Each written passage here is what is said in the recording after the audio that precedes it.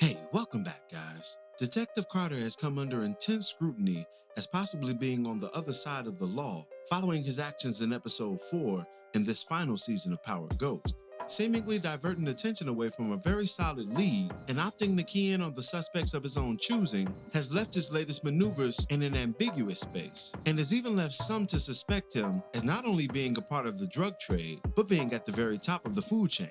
In this video, we'll assess Carter's latest maneuvers and theorize just how he may operate at the top of the very underworld he's sworn to condemn. Before we begin, be sure to hit the like button, subscribe, and bell notification to immediately receive these videos. Also, big thank you to all of my channel donors. If you'd like to be the next one, drop $1 on that Cash App for us. And lastly, a spoiler alert is now in effect for all things Power. Here we go. There's a story in the DC Comics series about Batman and perhaps one of his deadliest nemesis not named Joker, and that would be the Red Hood. The Red Hood, or Jason Todd as he's officially known, was once under the provision of Batman and sworn to fight against crime just like his mentor. However, due to a slip-up in leadership on account of Batman, Jason Todd lost his life, and by extension, his innocence. And once he re-emerged from this dead state, opted to place himself at the top of the Gotham City drug trade, resolving his actions to one simple reality. Drugs can never be taken off the street, and the people who do business with them will never stop so long as there's a profit to be made. Thus, if you can't beat them, you might as well join them.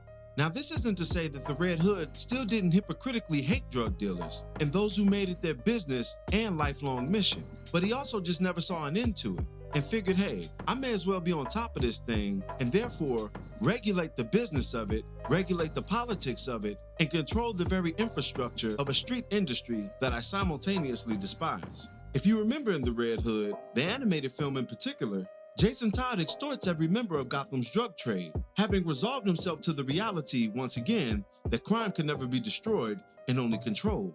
He dictates terms to the syndicate, forcing them to kick up 40% of their profits in exchange for protection.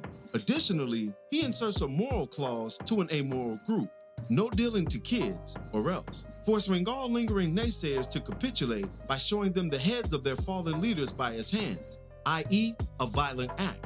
It's with this pretext that we begin to analyze Detective Carter, because not only do I believe he's instituted a similar program for all criminals in the Powerverse, but I also believe that the Tejadas and Tariq are his very next distributors once he makes his true position known to them in the mid-season finale episode to come. But let's begin with his actions back in 404. We saw Kamal Tate, the brother of Congressman Tate, offer up some intel to Carter that he received from Roman during the interrogation. Carter not only shot down Kamal's efforts, but even condemned Roman for being a snitch, comparing him to the street soldiers of the past who were made of much more solid material than the new street soldiers. As I stated in my episode recap for 404, this is a wildly contradictory statement coming from law enforcement, as snitches historically help your operation and are even encouraged. But this statement wouldn't sound wild coming from someone who was street ordained, street invested, and more importantly, street political.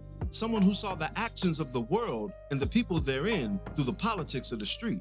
Only someone with this framework would assess the actions of a criminal like this. And it's our first open clue to Carter's true role in the story here. If Carter is the #1 shot caller, sitting on top of the game, so to speak, what would sway him to such a side and elevate him to such a position? The only thing we know of Carter via his character description is that he lost his wife Denise to a drug crossfire, and prior to was ascending through the ranks of the police force, even on his way to being a commissioner.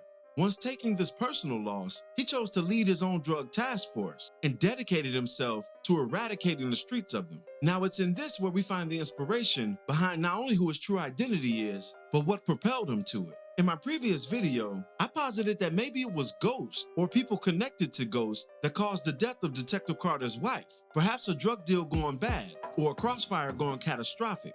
And maybe Carter on his way up fell into a descent following this action, and once he connected the murder to a St. Patrick, decided to take out the sins of the father on the ignorance of the son.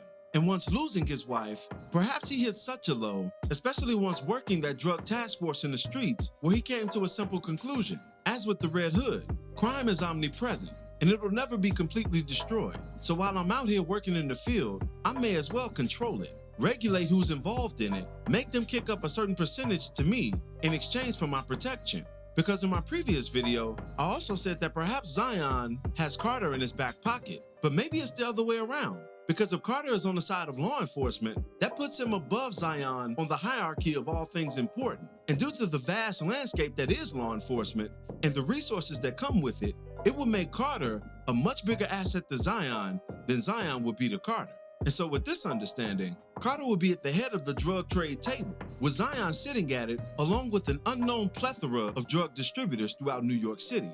Now this could be Carter's play when it comes to Tariq and the Tejadas. Notice how when he pays a visit to Monet, he predicts the state that her family is currently in. Understanding that she's a drug trafficker, he says something very interesting. Quote, "My guess is that you're rebuilding, Monet." And if he sees her as someone rebuilding, that means that she can offer value to his organization. Remember, at this point, the only Tejada currently active in the drug game is Kane by way of Noma. When Kane beat up his brother Drew, he put Drew out the drug game and Diana by extension. And when Monet last set them at the table, she was offering her children a chance to partner with her in her new enterprise. But currently, every Tejada outside of Kane lacks a connection and a supply, making them prime potential for someone like Detective Carter.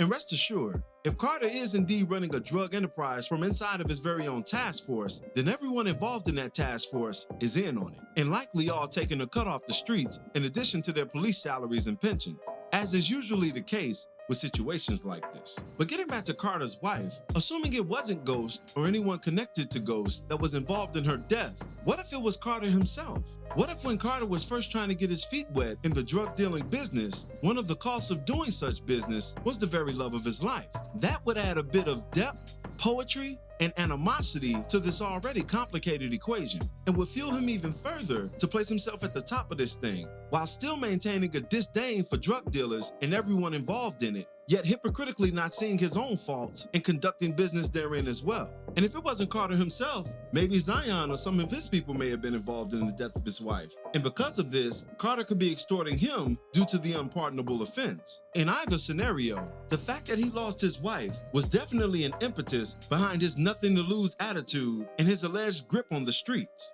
doing business there as he sees fit. Remember, Carter isn't bound by any jurisdictional barriers, as he outlined to Kamal during their first meeting. He has one of the few drug task force in New York that's able to fight crime wherever he sees fit. And even this disposition, though seemingly rooted in good on the surface, also lends itself to criminality, because the only person who believes they can do what they want and suffer zero consequences is someone of the criminal persuasion.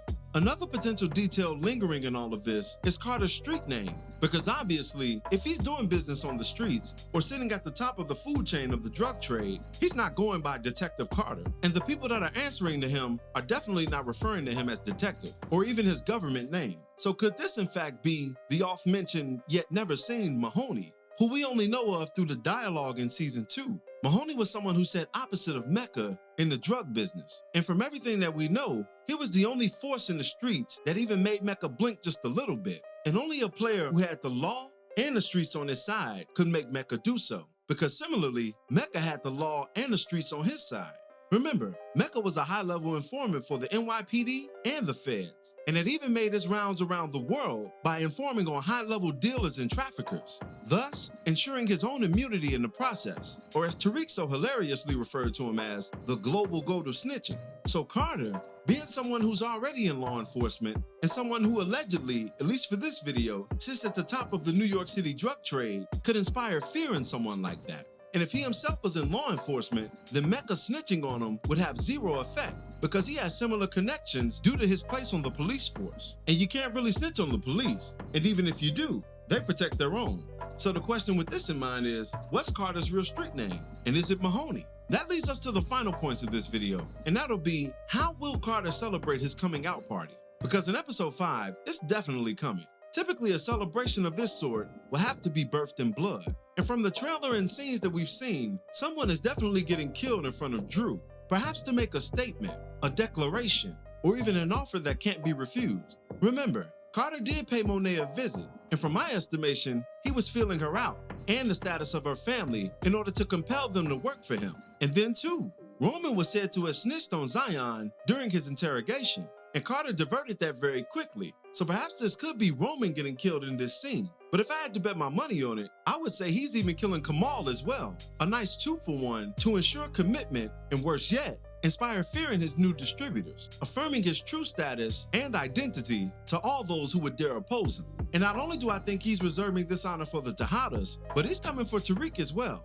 I think his only mission in getting Tariq off the streets is based on two possibilities: revenge and extortion, or a mixture of both. But I think he's coming for Tariq and his new operation. Because remember, if Tariq is getting his product from Zion and Zion is bound to Carter, then by proxy, Tariq already really works for Carter. So please believe, Carter's coming for his cut.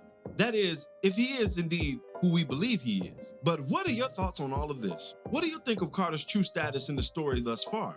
Is he merely just a cop? Or is he someone who sits at the very throne of a game he's sworn to destroy? Be sure to drop me your opinions in the comments below. As always, I thank you for watching today's video. If you liked today's video, go ahead and drop $1 on that Cash App for us, hit the like button, share it with your friends who are Power fans, and subscribe for more content such as this. This is Rudy P. Magic of Rudy P. Magic Beats, and have a blessed one until the next one. Peace, y'all.